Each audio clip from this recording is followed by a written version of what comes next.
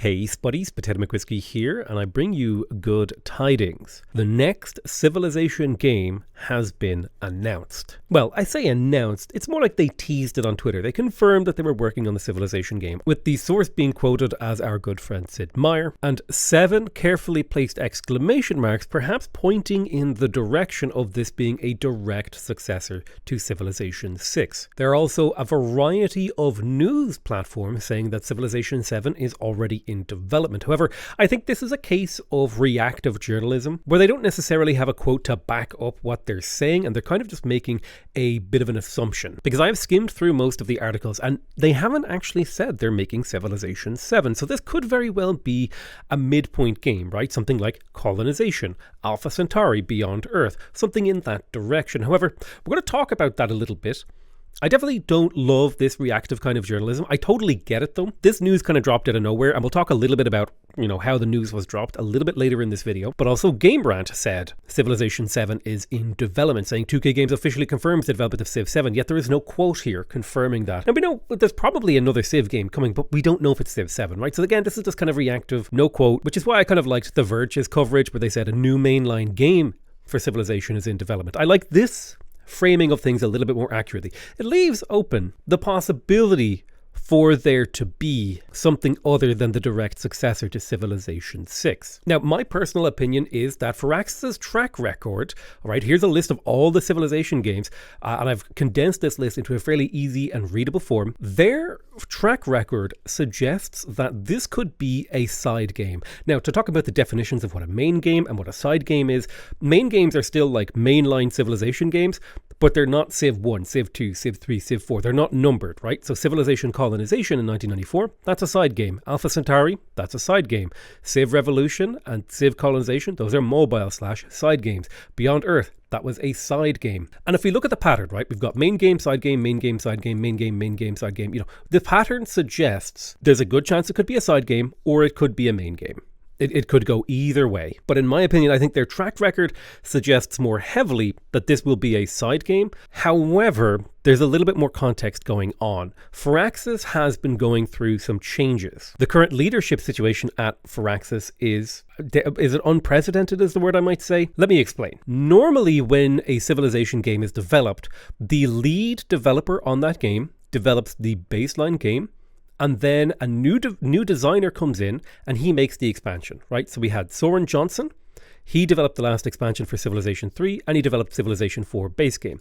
This guy right here, Soren Johnson, by the way, designer of Old World, incredibly fun, incredibly great game.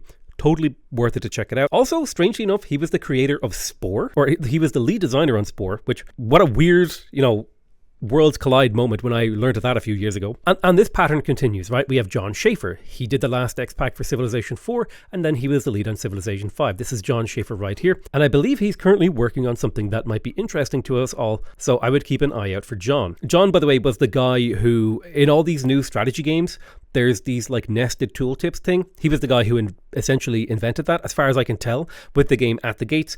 Kind of a fun and interesting game. Didn't really pan out, really unfortunate, but it had a lot of really cool ideas and the UI stuff was super innovative, and it's going to become a standard. Even though At the Gates didn't really hit the kind of zenith of success that you might hope for a game, it did influence the genre in a really interesting way. And then for the last expansion of Civilization 5, I think Ed Beach and Scott Lewis worked on this. I couldn't find exact sources. It's kind of hard to source all this. And then Ed Beach led Civilization 6. And I even said this maybe it was a couple of years ago when I think it was Gathering Storm had come out. I think Anton Strenger was the guy who developed Gathering Storm. But then the New Frontier Pass came out. Anton Strenger left Firaxis in early 2022. So again, we're in an unprecedented sort of situation for leadership in the Civilization franchise. A mainline designer is designing 2 Civilization games back to back. Now here's the thing. Ed Beach is an incredibly experienced designer. He's an incredibly good board game. I think he designs board games too. He's really, really good at all this stuff, right? So I have confidence he'll make a good game, but we're just kind of in a weird situation, right? Things are kind of odd. Now, Anton Strenger, I think he works at Respawn now. Yeah, he left literally like a year and a month ago, but he did the work on Civilization 6 expansions. He was a senior game designer on Civilization 6. He worked on Beyond Earth. He worked on the Civ 5 DLC as a junior game designer, which is why I think Carl Harrison, who is the current junior designer at Firaxis Games, will be making Civilization 8. Right? This is the pattern that Firaxis has followed. We've just had a little bit of a shakeup, but I wonder if they'll be able to return to that pattern. And I really hope Carl Barbarian Harrison gets a chance to make a Civilization game, because I think he will knock it out of the park. He has such an incredibly good mind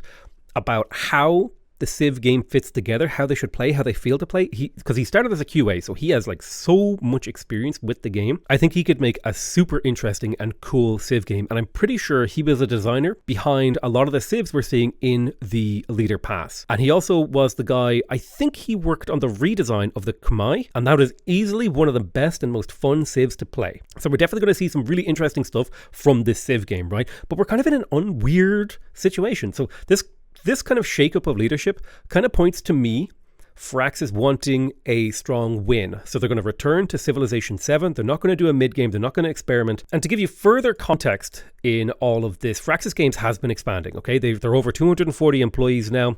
They have hired an entirely new social media team, or at least they've expanded the existing social media team. They've been doing shorts. They've been doing a lot more live streams. There's been a lot more videos coming out as well. Like, they've been producing just an insane amount of content. And it's all been like super good content. And you can even see over the course of like the last 6 years of the Civilization life cycle, they have evolved incredibly well. Like, look how the presentation of the content as we go back further and further, it's good and it's interesting, but it's interesting because it's Civ. As we scroll up, you notice the thumbnails get more interesting, more vibrant, more catchy. This really goes to show that the skill level of the social media team has been augmented, has been buffed up. They have been increased. They are I don't want to say much more competent, but I feel like the guys who are doing the social media stuff now, when it comes to art and actually reaching out with people and doing all that sort of stuff, they are on the ball. So Firaxis has been going through some changes, right? With the new Frontier Pass, with the Leader Pass, things have been changing at Firaxis. And when you're in a period of a little bit of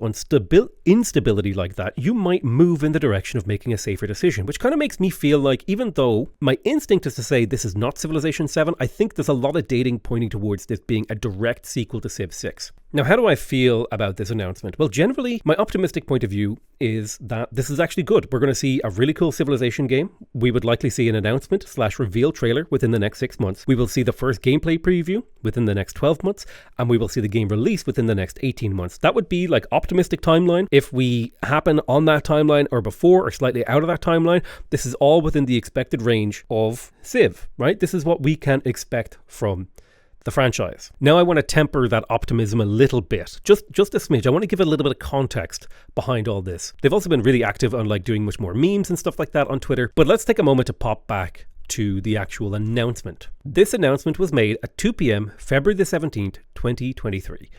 That was 5 days ago. At the exact same time that this announcement was made, Jake Solomon, who works on the XCOM team at Firaxis Games, announced that he was moving on from Firaxis. As did Steve Martin announce that he was leaving Firaxis, right? All of these tweets were left at 2 p.m. February 17th. It was a coordinated press release sort of a thing. And this, to me, signals the end of an era. And so I want to give you guys a little bit of context about this. Firaxis Games has two main teams. You have the XCOM team and you have the Civilization team. Now, the XCOM team also made Marvel Midnight Suns. There's a little bit of cross-pollination of talent between these two teams, but generally they are quite separate. They work on different games. One team doesn't generally know what the other team is working on. They're very, very separate. However, they are in the same company. And while leadership changes to the XCOM team won't necessarily affect the Civ team, it's still worth talking about, because if one half of a company is having a little bit of trouble, the other half of the company is going to feel a little bit of pressure. Now, on Jake Solomon leaving, for those of you who don't know, if you're a fan of XCOM, you know who Jake Solomon is, right? He is considered to be the heart and soul of the new age of XCOM. He was the designer on XCOM 1, he was the designer on XCOM 2, he wasn't behind Chimera Squad, we'll talk about that a little bit later, but even Soren Johnson, by the way, who was the designer on Civ 5, I don't remember which. Soren Johnson said, "I remember way back around 2003 when Jake was the only person at the company who believed in a turn-based XCOM reboot. Civilization would have soldiered on no matter what, who was in charge. But without Jake at Firaxis, there would have been no XCOM Enemy Unknown." And you can really see how much Jake cared about this. He even went kind of undercover to do an ad to try to sell the game in person. And this whole video really encapsulated his personality. I got to meet him very briefly when I was over in Firaxis. Super nice guy, super charismatic, super interesting, super interested. Just an all around, he has all of the qualities of a really well put together person when it comes to like intellect, charisma, he has it all. And this is one of my favorite moments from this video, by the way. It's like chess with big guns against aliens, which isn't like chess at all when I think about it. I love that moment. This is just one of my favorite things ever. Now, here's the thing. XCOM 2 did like insanely well. We're talking 130k peak all-time people on launch, and it has gone through ups and downs, right? But generally, it has remained fairly strong. 3,000 people playing your game, that puts you pretty high up on the Steam charts. Unfortunately, Marvel Midnight Suns didn't have anywhere near that level of success. 15,000 all-time peak players with an average of 2,000. That shows Marvel Midnight Suns to be a little bit of a commercial fumble. Now, my opinion is Marvel Midnight Suns is actually a genuinely fantastic game. It's brilliant. It has really nice characters. It has amazing gameplay. Everything about it is fantastic. I just had a really hard time actually translating the game into a video. Like, I have 20 hours in the game, but it was the translation of all that gameplay into watchable content. That's where I fell down, and I can't help but feel like I let the Marvel Midnight Suns team down by not making more content on the game. But I was going through my own struggles and stuff like that around that time, so I can't put that on myself. I think ultimately what it came down to is that the game just didn't land with the audience, which is really unfortunate. I do think it will be a cult classic. It's a fantastic game. Absolutely go check it out. I think it's on sale. They just had a free weekend. It's 40% off. Now is the best time to check out the game. It's had some patches. It's had some expansions. It's a fantastic, or it's had some DLC, I think. Yeah, it's had some DLC. It's a fantastic game. Try it out. If you like something like Into the Breach, if you like XCOM, if you like Slay the Spire, super duper recommend Marvel Midnight Suns. Now, personally, what I would say to Jake is a quote from Captain Picard. It is possible to commit no mistakes and still lose. You made what is arguably one of the best, tightest experiences in your career, and it just didn't land. I don't think you made any major blunders from the outside. Other people might have a perspective on that, but I really like the game. I think it's a really cool game. And I think where the market conditions just like a little bit different, it would have been a huge success. Which is why I still hold the opinion that it'll be a cult classic. Now, there was a couple of mixed, I don't want to say mixed, there was a kind of general vibe with this announcement with Jake Solomon leaving the XCOM team. People were saying that XCOM 3 is likely in development hell, or we might not even see an XCOM 3. Or if we do see an XCOM 3, there's no chance that it will be a good game. And I want to just say right here, just because Jake isn't going to make XCOM 3 doesn't mean it's not going to happen. And it won't be an amazing game. Mark Nauta, who is currently a game director at Firaxis Games, designed Chimera Squad.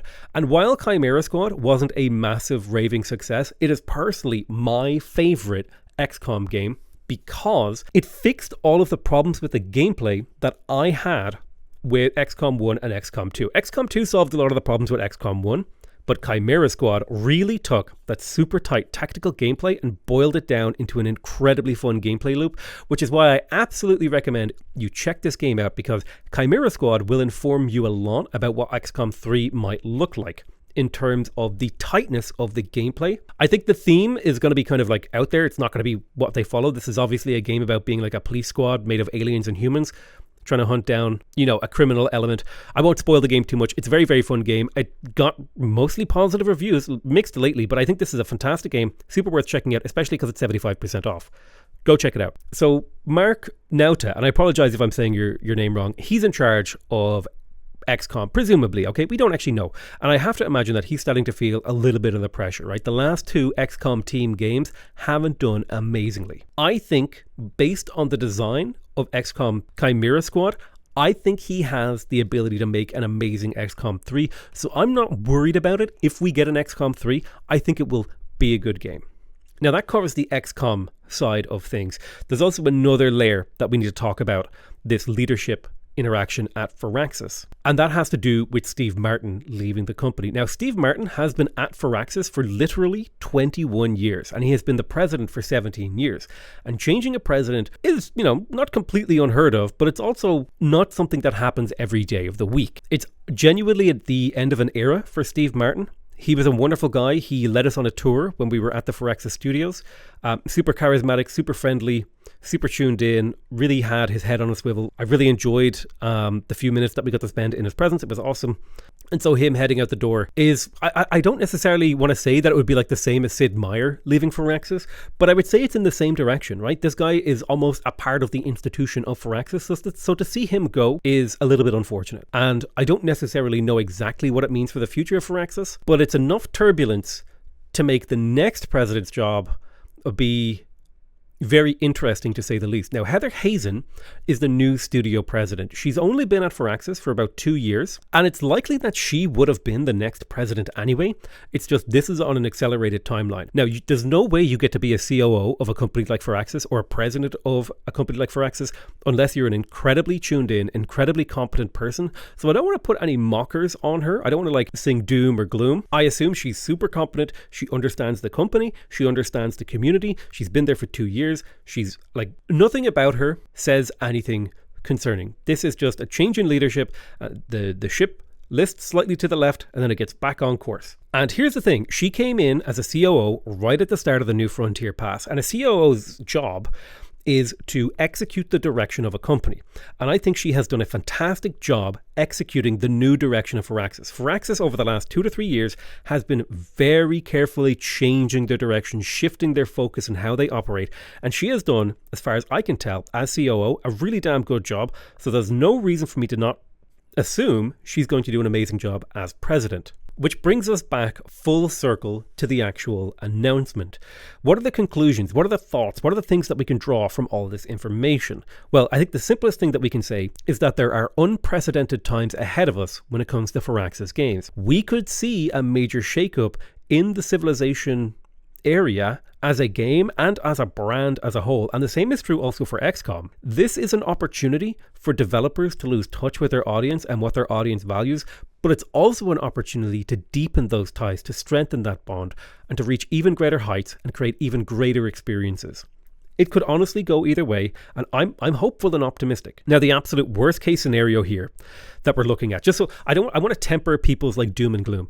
The worst case scenario that we can see coming here is that we get a slight drop in quality of their games and an increase in the monetization, which will hurt the game experience for a lot of people, but we're still going to get really good games out of Firaxis. They're not going to start developing bad games, as far as I can tell. That would be out of character with the company. Personally speaking, I'm not worried yet, but I'm not sure I envy Ed Beach, Heather Hazen, and assumably Mark Nauta, because they might be feeling a lot of pressure. Even if pressure isn't being applied to them, the situation at the company could be, it could be full of pressure. You never know what's going on. There is a little bit of a veil of ignorance here that we have to deal with. On the other hand, there's a really cool and exciting opportunity here for the teams at Firaxis to develop a really cool new Civilization game, to make an awesome XCOM game. And I think they'll knock it out of the park, especially on the Civ side of things, with the help of Ed Beach and Carl Berrien and that whole Civ team. The Civ people are super in tune. They're super on point. And these sorts of shakeups aren't necessarily completely out of the ordinary. It's fairly normal in the corporate world for things to shake up when a company has a couple of years of unsuccessful or launches that don't necessarily meet their targets, right? So there's nothing too amiss at Firaxis yet. I think there's none of the usual warning signs that we would look for a company in major trouble. I'm confident at this time that it's mostly business as usual with a little bit of a shakeup, but I am curious to hear, what do you think about this news? Do let me know in the comments. And also, this video took a lot of time to put together, so please do consider clicking on that join button and joining the channel. It only costs you $2 a month, up to $5, and if you're crazy, you can pay $50. You don't get any special perks, but it does help me justify spending my life playing video games. I love you all very much, and I'll see you guys next time. Bye bye.